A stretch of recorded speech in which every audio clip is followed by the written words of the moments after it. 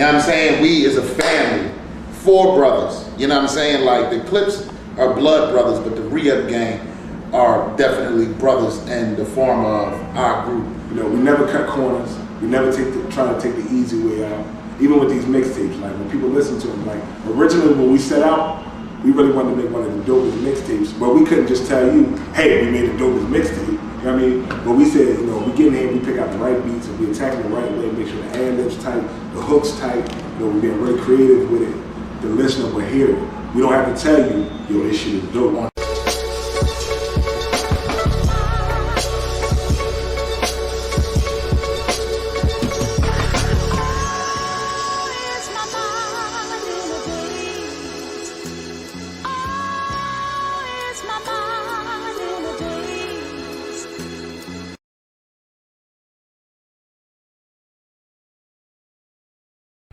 The Re-Up Gang consists of 4 core members. The group The Clipse, which is Pusha T and Malice, repping VA, and Sandman and Ab-Liva, repping Philly. This is a story on how they managed to go on one of the dopest mixtape runs, and how it would help sustain the Clipse and keep their buzz hot in the streets. In the early 2000s, the Clipse had managed to become one of the hottest duos in the hip-hop industry. The Clipse would blitz the world with their debut single, Grindin', and would continue to drop multiple hits after that. They would also drop a classic debut album backed by the Neptunes. The Clipse were primed to continue a crazy run for the foreseeable future. Little did the Clipse know that they would be anchored by record label politics, and their career and legacy would be doomed in a blink of an eye. The story of the Re-Up Gang actually starts with a radio DJ by the name of Clinton Sparks. Now, Clinton Sparks was a Boston native. He had a dream of being a rapper, and he started to try to make that come into reality in the late 90s. But after a while, Sparks felt that being a rapper was probably not the best route. He would do the next best thing to get into the rap industry. Sparks started a studio in his mom's basement. He then set up an internet radio station and was able to convince major labels. He had a huge online following and a huge buzz. That way, labels would send him artists to interview on the regular. Clinton Sparks' idea was perfect and it was genius and it worked. He was finally able to have major labels send him artists like Wu-Tang Clan, Eminem, and Common, to name a few. They all came to his home studio in Boston, and he was able to conduct interviews. This was the time where artists were doing their promo runs, so it was a perfect time to be on the East Coast in the Boston area when they would go up to New York. Over the next few years, Sparks was able to collect hundreds of interviews, freestyles, and exclusives. He then was able to format this into completing his own mixtapes. Sparks then co-founded a popular mixtape website called mixunit.com. In 2004, mixunit.com was up and running. They were one of the largest platforms in the game. They were selling mixtapes, clothing, and street DVDs. During this era of mixtapes, artists like Wiz Khalifa really benefited. He would put out mixtapes like they were real albums, and this would only continue to grow his fan base and grow his catalog. This is also around the same time DJ Don Cannon and DJ Drama would start their Gangsta Grill series and drop some of the hottest mixtapes of all time. Mixtapes were starting to garner so much attention, even more at sometimes than mainstream projects. They would also become a legitimate way of selling and promoting new music. The digital era of mixtapes was starting to eclipse everything. Websites like datpiff.com was just as big as record labels. Datpiff.com would be home to some exclusive mixtapes.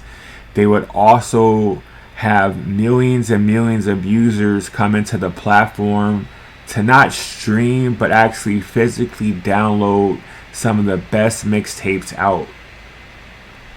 things would come to an immediate halt and things would change forever in the mixtape game. In 2007, DJ Drama and DJ Don Cannon were arrested in Atlanta.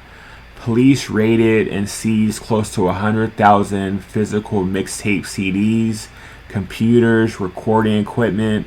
The mixtape game would never be the same after this day. The Clipse never thought after dropping their debut album in 2002 that they would end up in the mixtape circuit. The Clipse found their way in a bad label situation when their record label Arista was absorbed by their sister label Jive Records. This would start to halt recording sessions for their second studio album. The two would finish their second album and present it to Jive Records. At this time, Jive thought it was better to prioritize their pop artists, and they would eventually shelve the Clipse for the foreseeable future. The Clipse at that point did not know that they were going to have a 4-year drought in between albums. A 4-year hiatus in hip-hop can literally end a hip-hop career. The connection to Clinton Sparks actually started with Ab-Liva during the days he was with the Major Figures. Ab-Liva was a part of the time when Clinton Sparks had the studio basement. Now, the Clipse future would change with just one phone call. Pusha T called Clinton Sparks and pitched Sparks on a brand new mixtape series called We Got It For Cheap. The recording sessions for We Got It For Cheap would begin in no other than Pharrell Williams' mansion. Ab-Liva would say that was basically the compound. We're all staying in a super dope mansion on the water. All the cars are there, Ferraris, Rolls Royces. This was a perfect atmosphere to record the mixtape. Getting into the mixtape game was a whole new avenue for Pusha T. Pusha T said, "I never did a mixtape before, nor was I welcome in the mixtape world at that time. I was from Virginia and the mixtape scene was all New York. I couldn't get on a mixtape for the life of me." Clinton Sparks would host We Got It For Cheap Volume 1, the Rehab Gang's first official mixtape. The mixtape would release in January of 2005. The crew would rhyme and freestyle over a lot of different beats, from the Locks to Snoop to LL Cool J. Now, Volume 1 didn't really have an immediate impact, but it did catch the ears of a lot of Clipse fans who hadn't heard from the duo in several years.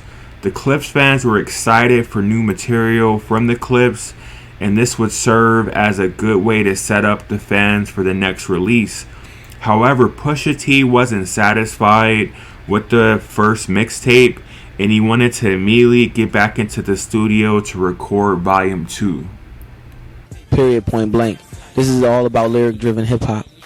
Like 100%. Like, nothing more, nothing less. This is just like lyricism in its finest, and this is what we're like trying to bring back and focus on in the game.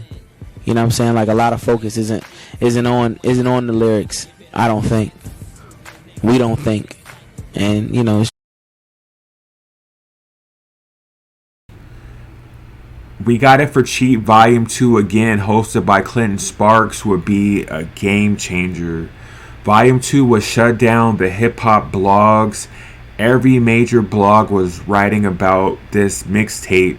It even garnered attention from the biggest hip-hop magazine at the time, XXL. It would garner so much buzz, even bigger than mainstream hip-hop albums around that time. This buzz was so big, it would balloon into the crew performing live shows. They would get live shows right in the mixtape circuit, New York. The Rehab Gang saw themselves performing mixtape material in front of packed live venues.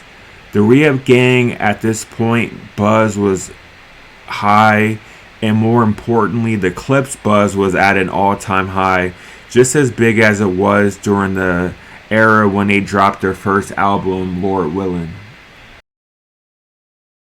Four niggas sitting in the room writing at one time. Like, is there a level of competition? Like, oh man, I know they gonna be spitting fire.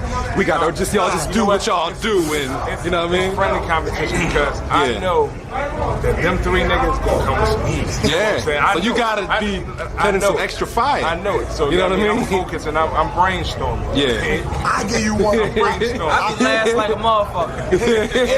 and I don't even fake it. I hear a motherfucker with some hot shit. I might rewrite on the nigga ass. I don't give a fuck. I ain't just no. I just might. I'm gonna keep it all the way real though. Yeah. We help each other though, dog. Yeah. Like me and T are the king of the two liners. You know what that means? Having one hot ass verse. Might have came up in that bitch for 10 minutes, 15 minutes on the clock, and then 3 hours go by. We still got two fucking. You know what I'm saying? So, yeah, I mean, it's been times a nigga might say, "How you go with that?" And a nigga may not give you the line, but he might take you there. Like, you know what I mean? Go here, bang, bang, bang, bang, bang. You know what I mean? Don might do that. Mal might do that. It's love, man. We cool. We are confident in ourselves. When you got that confidence, you're not worried about what another nigga doing as far as like being outshine, because you feel like you shining. We not worried about that. We shining together. You know what I mean? So, nah. Due to the Clipse' newfound buzz, and the Clipse also attempting to sue their record label Jive, the two camps came to an agreement, and the Clipse finally released their second album, Hell Hath No Fury, in 2006. Re-Up Gang were now on fire. It was time to drop the third installment. This time, DJ Drama would host a mixtape over Clinton Sparks. It wouldn't be as huge as Volume 2, but it would feed the Re-Up Gang fans as they would also announce a full-length album coming out later that year. Re-Up Gang dropped their official studio album later that year. Fans accustomed to hearing the Neptunes via the Clipse albums or the top-tier choice and beats that the crew would freestyle over on the mixtapes will be absent on this album. The album didn't really hold up as well as most fans would have imagined. The Re-Up Gang story really is a story of how lyricism can really have a huge impact on hip-hop fans, and it's always going to be a key component in sustainability within hip-hop. The story is also how deeply important the mixtape era was for hip-hop, and how mixtapes not only created careers, hip-hop mixtapes also helped maintain careers when record labels would cause issues with the artists. And finally, how a classic mixtape can hold up just as strong as a classic studio album.